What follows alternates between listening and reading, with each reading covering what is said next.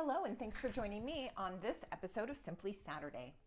For today's fast and easy card, we are making a Christmas card, and we're going to do a bridge card, but we are going to do a very simplified version of a bridge card because these can get pretty fancy with lots of steps and lots of pieces. We're going to kind of dumb it down and make it fit into our category of fast and easy. All right, we're going to build our card on a piece of cherry cobbler cardstock, but I want to show you how I got there. Like, my piece is already cut and scored, but I want to show you how I got there. So I'm going to do the example on this piece of Secret C, and then once we've done that, I will jump over to the pieces that we're actually using on today's card. I'll save these ones for another card. All right, my card base is 4¼ inches by 11 inches. And the first thing we're going to do is score it at 5½ inches, and that will give us our fold. So I am going to put this left edge at 5½ inches. And this is my scoring blade. This darker gray is the cutting blade. So we're not cutting, we're just scoring. And now I have a score line there in my card base. All right, the next thing we're gonna do is take that score line that we just made, put it at the 2-inch mark on your trimmer,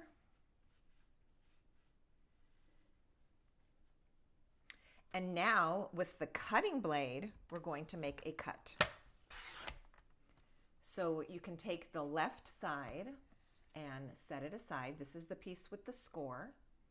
And then we're going to take this piece that's left over, slide it to the left, again to the 2-inch mark, and cut. All right, so now we ended up with these two pieces here left over. So I'm going to move my trimmer out of the way.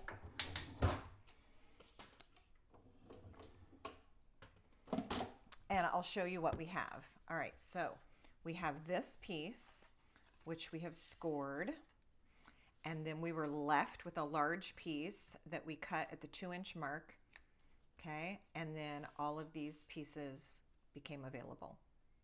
Okay, so I'm gonna move that out of the way and bring cherry cobbler in so that we can build our card.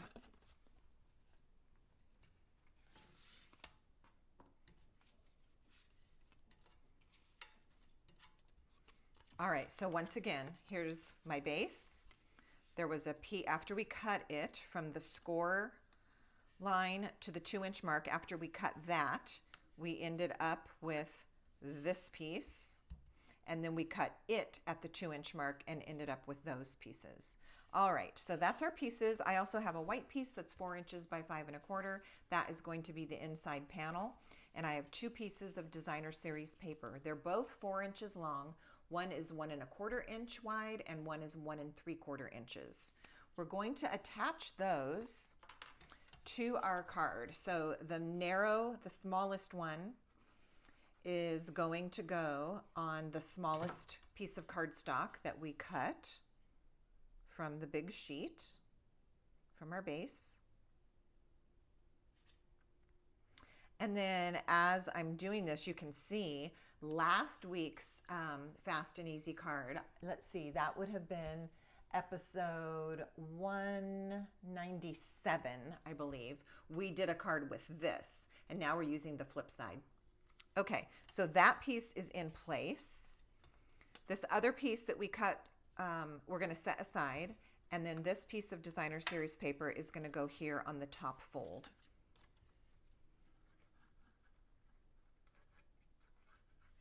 You can do a lot with a bridge card. You can get really fancy and use some window sheets so that it looks like it's floating. You can do a lot of decorating. As I said, for today's card, we are keeping it fast and easy. All right, there's our designer series paper in place. I need to fold this with my bone folder. Let me get that because it wants to just keep popping open. I did not reinforce my fold right there on the crease. That's going to help a lot. Okay, here's the other piece. All right, now this piece that we also used when we did our cutting, this is going to become our bridge. So this is actually going to hold this bottom piece in place so that when the card is open, it all opens in one piece like this. All right, but we're going to do our decorating on here before we do that. So often on a bridge card, I would add maybe a secondary print of designer series paper, which we're not going to do to keep it moving fast. And often I would punch this with a decorative trim, maybe like a tag punch or something. And we're going to skip that step as well. So all I have here is a die cut. Now this was actually cut straight from the designer series paper itself. And the die put on it, let me show you those. That is Christmas greenery. And I used this die to actually cut this shape right out of the designer series paper. Absolutely gorgeous. All right. And then I'm also using the small flower and the leaves in just a moment. And I'm using words from the coordinating set. All of this goes with Traditions of Christmas, and this is called Traditional Labels, and we're going to use the 'Tis the Season stamp. All right, so this was already die cut for me. I mean, I did it before, so I'm not showing you how to do that, but you, based on what I just showed you, would put the die onto your piece of designer series paper, run it through your Stampin' Cut and Emboss, and end up with this die cut. This is going to go vertically like this, and I'm just going to go ahead and attach it to that piece of cherry cobbler. I'm going to keep my glue mainly in the center of this die cut because some of the little edges here might hang off the red cardstock and I don't want them sticky. So just the glue down the center. All right, they don't hang off too much. Just a teeny bit on the length. All right, so if you wanted to add a little bit more, you could, because those are actually hanging off much less than I originally expected.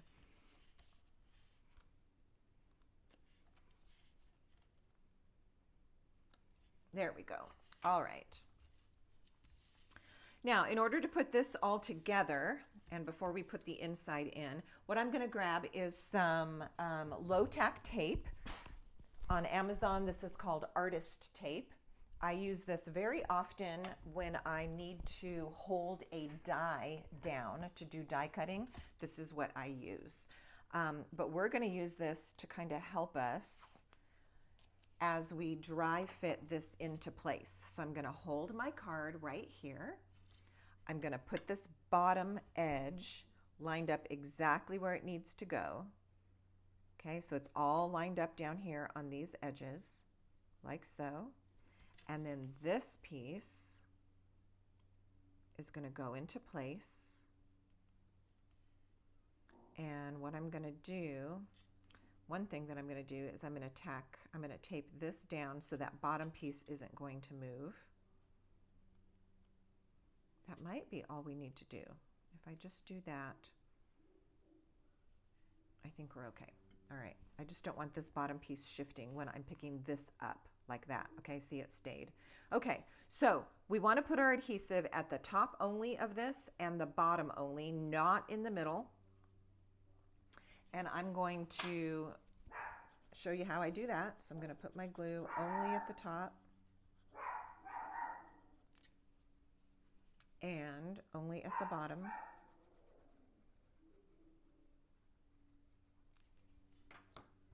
All right, and then turn this over and go ahead and position it.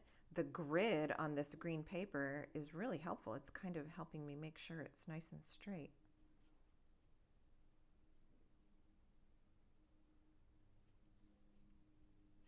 All right, like so. Now, once this is glued down, of course, this is grabbing on to this bottom piece, and this can come off.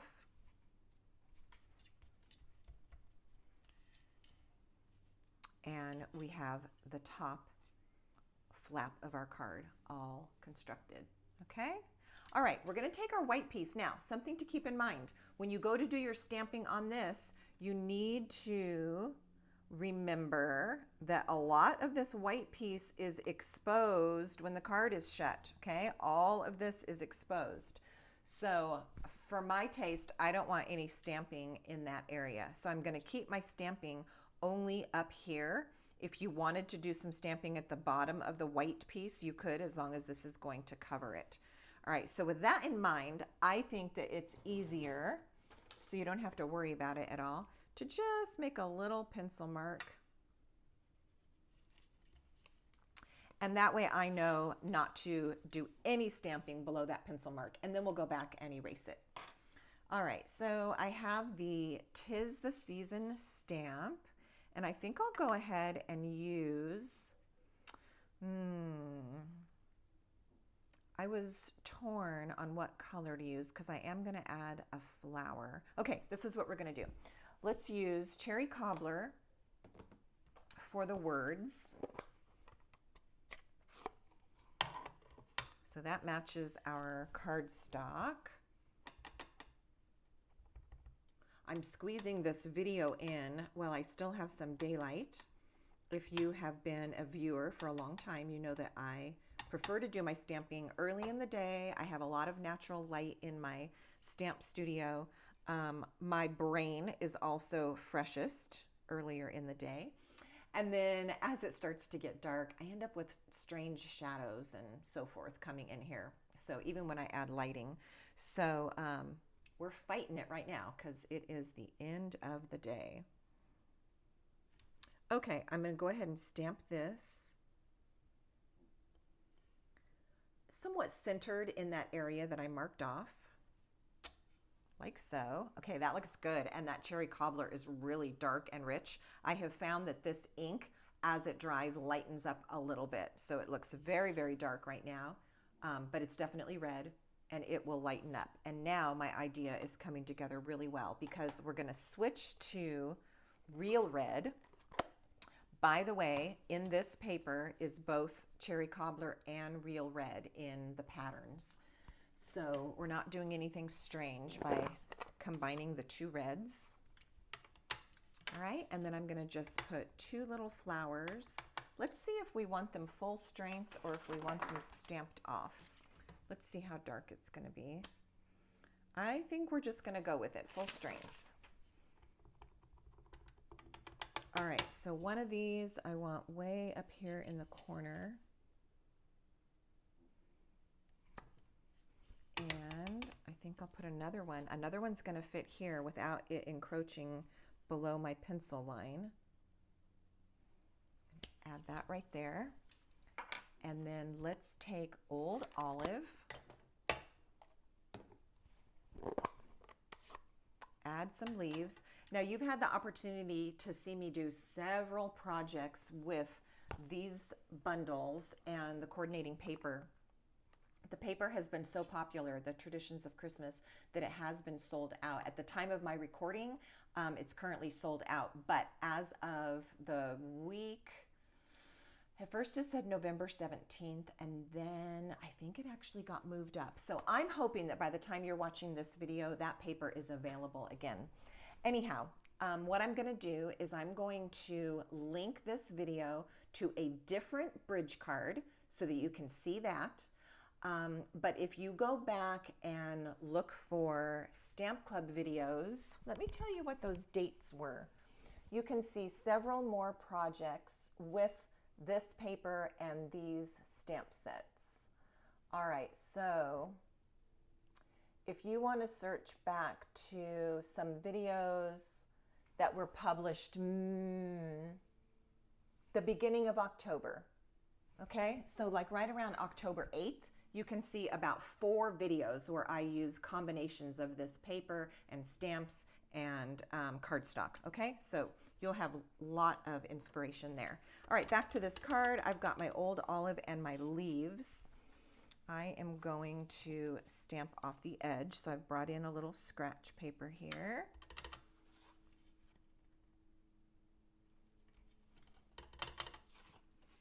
And then I wasn't sure if it needed it, but I think it does. The flowers kind of look funny without a center. So let's go ahead and drop a center in. Now, usually I've been doing that with Secret C. Let's keep it fast and easy and just use the green since that ink pad is already out. All right, sometimes we do things that are a little bit different if we're trying to save time.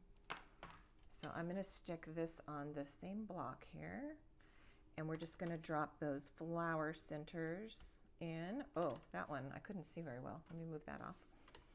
And that, there we go.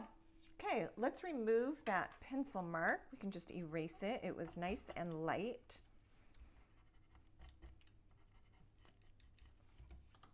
And take some adhesive and get this into our card.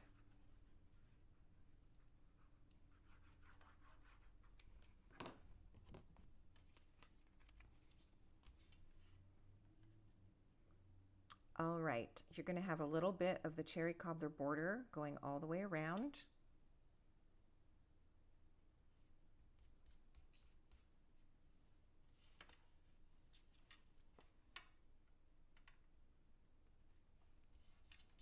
Like so.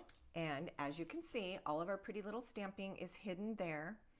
You could easily have added a flower down here if you want to. And I think the only thing that I'm gonna do on here is add a little, let's add some twine and a couple of gems. So let me get my red and white twine.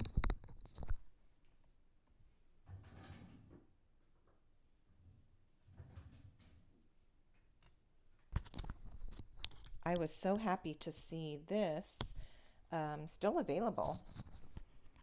And then also some, how about some gold sequins?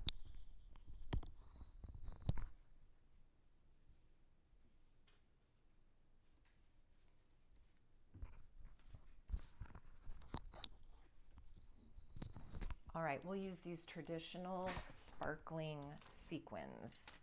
All right, a little bit of, let's see if I can find the end here.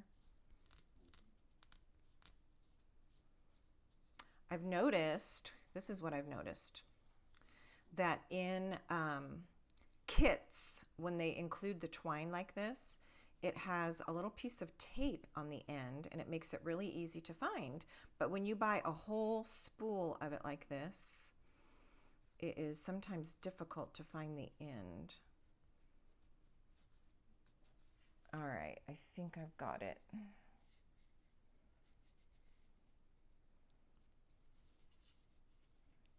Because this one is brand new. I had a different one that I used up already.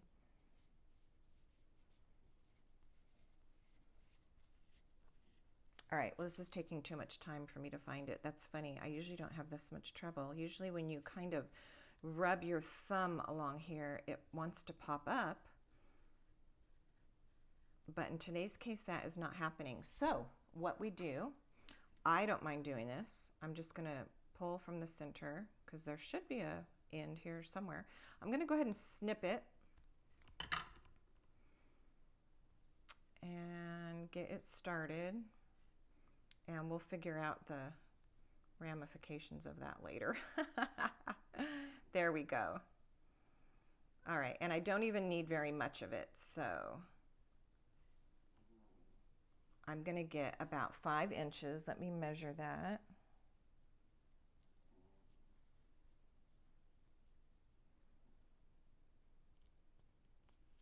And cut it. Maybe I'm going to give myself 5.5 inches so I can tie a bow. Wow, the hardest part of that card was getting the twine started. All right, I can usually do a pretty good bow with only about 4 or 5 inches of twine, but it does take some practice. So if you need to use a little more, that's understandable. All right, there's our little bow, which I'm going to put right there. I need a glue dot. Let's do it.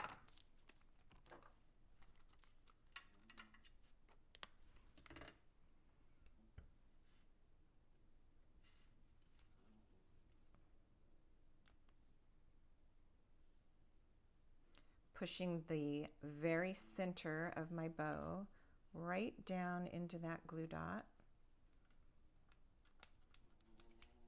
Give the tail a little snip because this side is kind of long. There we go. And let's just add some sequins before it gets completely dark here in my studio. All right, let's do a large one. I'm just going to use the gold, although the green and the red would be really pretty too. And a small one over here and a medium one up top. And there we have our fast and easy Christmas card, our bridge card, without all of the extras, streamlined to make it fast and easy. And there you have it. Thanks so much for watching. If you enjoyed any bit of this video, please give it a thumbs up. If you haven't subscribed, go ahead and do that. And I would love to know what you liked about it, if you plan to copy this card, and also if you plan to share this inspiration with a friend. Thanks so much. See you next time.